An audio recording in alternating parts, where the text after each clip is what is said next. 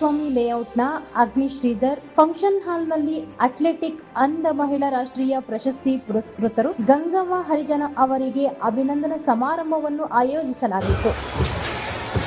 ಮಾತಾಡೋದೆಲ್ಲನೂ ಎಲ್ಲರೂ ಮಾತಾಡ್ಬಿಟ್ಟು ಮುಗಿಸ್ಬಿಟ್ಟಿದ್ದಾರೆ. ಜನನಿ ಶಾರದಾಂಬೆ ಜಗದ್ಗುರು ಒಂದೇ ಮಾತರಂ ಒಂದೇ ಭಾರತ ಮಾತು.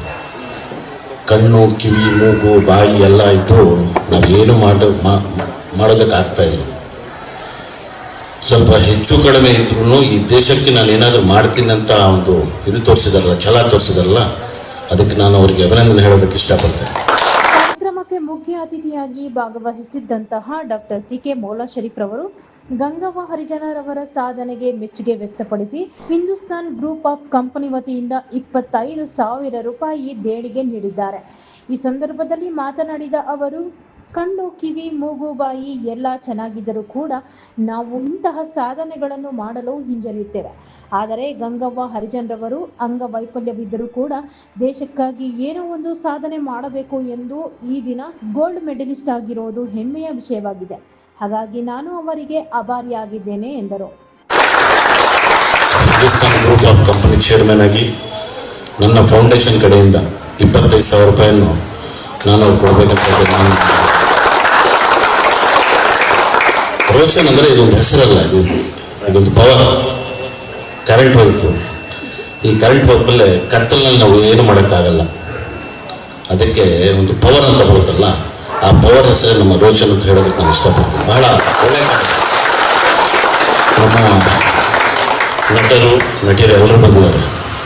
ಬಾಲಿವುಡ್ಡು ಟಾಲಿವುಡ್ಡು ಹಾಲಿವುಡ್ಗಿಂತಲೂ ಒಳ್ಳೆಯವರು ಯಾರಾದ್ರು ಇದ್ದರೆ ಅದು ನಮ್ಮ ಕರ್ನಾಟಕದ ಹೀರೋಯಿನ್ಸು ಅಂತ ಹೇಳೋದಕ್ಕೆ ನಾನು ಇಷ್ಟಪಡ್ತೀನಿ. ನೋಡಿ ಇಷ್ಟು ಚೆನ್ನಾಗಿದೆ ಎಲ್ಲ ಯಂಗ್ಸ್ಟರ್ಸ್. ಏನು ಇವತ್ತು ಈ ಕಾರ್ಯಕ್ರಮ ಇದೊಂದು ಕಾರ್ಯಕ್ರಮ ಅಲ್ಲ, ಇದೊಂದು ಜವಾಬ್ದಾರಿ ಅಂತ ನಾನು ಹೇಳೋದಕ್ಕೆ ಇಷ್ಟಪಡ್ತೀನಿ. ಯಾಕಂದರೆ ನಿನ್ನೆ ಕಾಶ್ಮೀರಲ್ಲಿ ಒಂದು ದೊಡ್ಡ ಇಶ್ಯೂ ಆಗಿರ್ಬೋದು, ನಿಮ್ಗೆ ಗೊತ್ತಿರ್ಬೋದು. ನಾನು ಮಂಡೇ ಒಂದು ಪಿಟಿಷನ್ ಆಗ್ತಾ ಇದ್ದೀನಿ PIL ಸುಪ್ರೀಂ ಕೋರ್ಟಲ್ಲಿ. ಪಾಕಿಸ್ತಾನ್ ಕೌನ್ಸಿಲೇಟು ಭಾರತ ದೇಶದಲ್ಲಿ ಡೆಲ್ಲಿನಲ್ಲಿ ಇರಕೂಡ್ದು ಅಂತ ನಾನು ಹಾಕ್ತಾ ಇದ್ದೀನಿ. ಅದಕ್ಕೆ ನಿಮ್ಮೆಲ್ಲರ ಆಶೀರ್ವಾದ ಬೇಕು. ಭಾರತ ದೇಶದಲ್ಲಿ ಅದರಲ್ಲಿ ಮುಖ್ಯವಾಗಿ ಕರ್ನಾಟಕ